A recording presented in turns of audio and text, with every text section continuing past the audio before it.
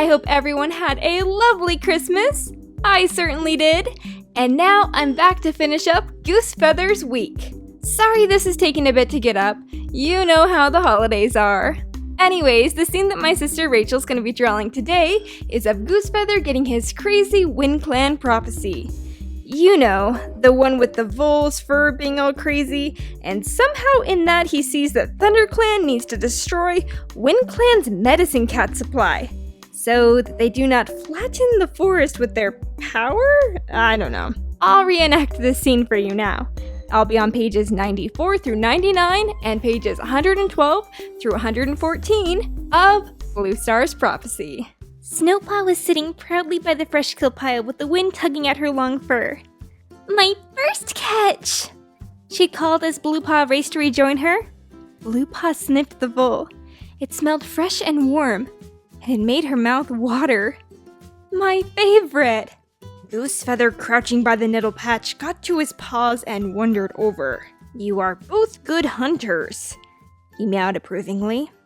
But when he glanced down to admire the vole, he froze, and his tail bushed out, and his eyes grew as wide as an owl's.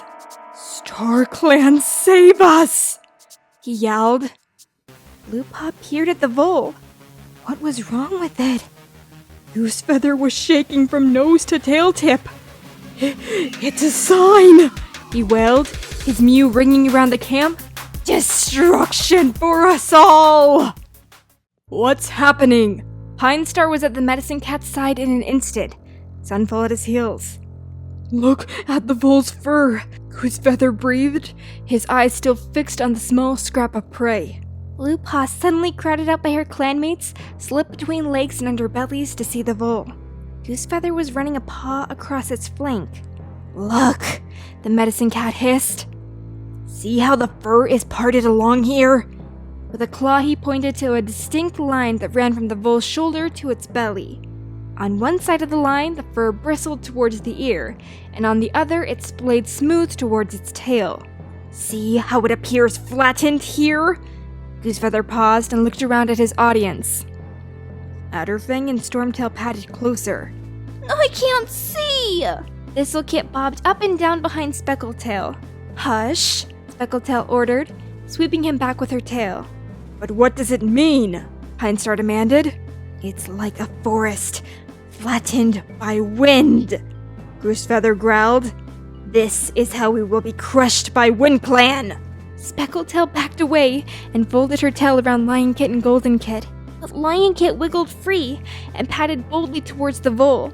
"How can a dumb piece of fresh kill tell you all that?" "Yes," Smallear leaned forward. "How can you be sure?" "He's a medicine cat," Adderfang snapped. "He shares tongues with StarClan." "The prey stealing is just the beginning," Goosefeather went on. "This sign was sent from StarClan with a warning. Like a storm, Wind Clan will rage through the forest. They will destroy us, tear up our camp, and make ThunderClan territory a wasteland. We will be clawed down like grass in a meadow." Moonflower nosed in beside Bluepaw. "That's impossible," she meowed. Around the clearing, Bluepaw could see her clanmates exchanging doubtful glances, and she heard Swiftbreeze whisper, "We're not going to take this seriously, are we?" Goosefeather dipped his head. "StarClan has spoken." Pine Star stepped forward. "There are cold moons ahead," he meowed slowly, "and kits to be fed." He gazed around at his clan. "Can we really risk fighting an injury when we should be strengthening the clan for Leafbear?"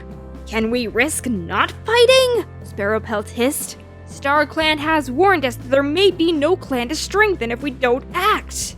Robinwing padded forward, her dusky brown pelt bristling. "Should we really attack on nothing more than a lingering scent and some flattened fur?" There was a gasp from some of the clanmates. Thrushpelt whispered, "Can't challenge a medicine cat like that." Pine Star eyed the vole, and then stared at Goosefeather. "Are you sure?" he demanded. Goosefeather held his gaze. "Have you ever seen such markings on a piece of fresh kill?" Adderfang's tail quivered. "Is it Goosefeather you doubt? Or StarClan?" he challenged. "If we can't trust StarClan, then we are lost," Dappletail muttered. Blue Paw saw anguish darken Pine Star's gaze. She had a sudden painful understanding of the decision that lay in his paws. Attack Wind Clan and deal with the death and injury to his clan? Delay and risk being wiped out? All hung on the meaning of the dead bull's pelt and Pine Star's faith in Goosefeather. Stormtail began to pace. Why are you hesitating? The decision is easy. You are choosing between survival and destruction. Sunfall paced in front of his leader. But who knows which action will cause destruction and which survival? I think StarClan has made that clear! Sparrowpelt growled. Blue Paw could see Pine Star's gaze darting around his clan, glittering with unease. Adderfang and Stormtail had wanted a fight from the start, and now they had the backing of StarClan. How could Pine Star refuse? And what would happen if he did? How could he lead ThunderClan without the respect of his warriors? Pine Star dipped his head. We'll attack Wind Clan at dawn. And now I'm going to be skipping forward a few pages to where I think Goosefeather just makes up a bunch of baloney just to get them to believe him a little bit more. So let me read you that now. Goosefeather has more news. Moonflower's eyes widened. Another omen? Goosefeather nodded. I examined the mole in the medicine cat clearing and found a shred of catmint on its other flank. Is he sure it didn't come from the floor of his den? Stonepelt muttered beneath his breath. It's not exactly spotless in there. Blue Paw looked at him curiously. Surely her mentor didn't doubt the medicine cat as well. Goosefeather went on. Yesterday you wanted more guidance from StarClan. Now you have it. Our warrior ancestors are telling us how we can fight Wind Clan's aggression. With a shred of catmint? Moonflower's eyes were round. We must take this battle all the way to their camp, Goosefeather announced. Their camp? Stonepelt flattened his ears. Do you know how dangerous that will be? This is StarClan's advice, not mine, Goosefeather continued. The catmint tells me that the only way to defeat Wind Clan is to destroy its medicine supply. Sunfall stepped forward, pelt bristling. But that would endanger kits and elders. Every clan depends on its medicine cat supply, especially with Leaf Bear approaching. If we destroy that, we'll be attacking innocents, as well as warriors. Tiny Spots nodded. What kind of warriors would we be to pull such a fox-hearted trick? Goosefeather lifted his chin. We'd be alive. Pine Star took a heavy step forward. I agree that it sounds harsh, but StarClan has warned us that we face destruction unless we act against Wind Clan's aggression before it's too late. If we attack their medicine supply, they'll be weakened for moons, and ThunderClan will be safe. But what if Wind Clan suffers an outbreak of white cough? Feather Whisker ventured. How will Hawkheart treat the sick? The kids and elders would be defenseless. Adderfang lashed his tail. Would you sacrifice our own kids and elders to save theirs? He demanded. If we don't act now, ThunderClan will be destroyed. Is it not worth risking a few Wind Clan lives to save all of ours? Pine Star sighed. Adderfang is right, he meowed. We must follow StarClan's advice if we are to save ourselves. So, we're attacking the camp? Stonepelt growled. Our target is the medicine cat den. No kid or elders to be harmed. Pine Star narrowed his eyes. But their medicine supplies must be destroyed. Huh. It's interesting to me that Goosefeather would turn on a fellow medicine cat and tell his clan to destroy their supply of herbs. Just before winter, too. That's like a death sentence for Wind Clan kids and elders who will fall ill during the cold weather. Isn't there a code between medicine cats to prevent this? Yes, there is. And out of all 10 rules, I can see how this prophecy breaks at least 3 of them. Number 1, medicine cats are supposed to be outside clan rivalries. That means not starting a war with Wind Clan, obviously. Number 2, a medicine cat must do everything in his or her power to save an injured cat. So, don't take herbs that could possibly mean life or death for sick cats during Leaf Bear.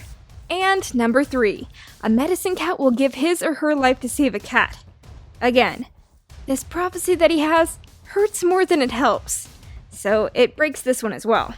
I think the Vole prophecy was completely insane and was pretty much the worst thing Goosefeather ever did. I mean, it got his sister Moonflower killed. And for what? The plan didn't work, the prophecy wasn't fulfilled, and it makes no sense, cause ThunderClan has beef with RiverClan, not WindClan. I think this attack came out of nowhere, and was totally uncalled for. And medicine cats are supposed to be friends with each other. Or at least not enemies. They meet up at the half moon and share news every moon, so they can't hate each other. Or can they? I don't know. I do sense a bit of a rift between Hawkheart, the WindClan medicine cat, and Goosefeather. It seems that Hawkheart was jealous of Goosefeather when he was made an apprentice at 4 moons old, and Hawkheart had to wait till he was 6 moons old. But wait, what the heck?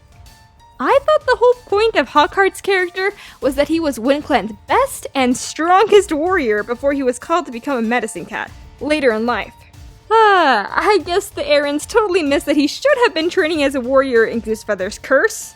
Darn, I wonder why they forgot that. It's always stuck with me in my mind since he was introduced in Blue Star's prophecy. Well, anyways, aside from that discrepancy, I do also see a couple more glares between the two in different books along through the series.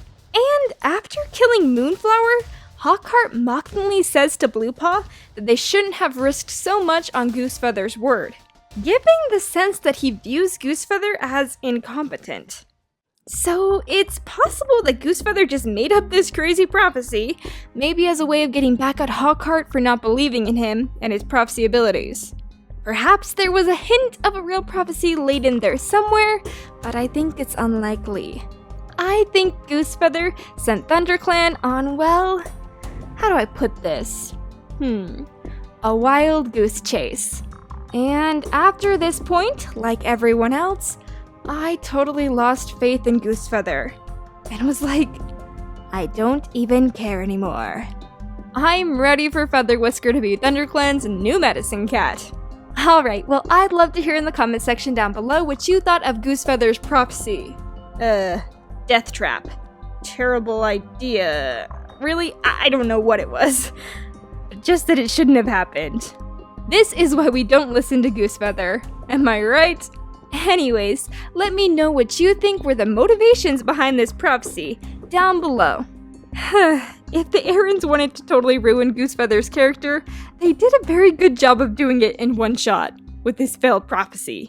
Well, I hope you enjoyed today's drawing and theory.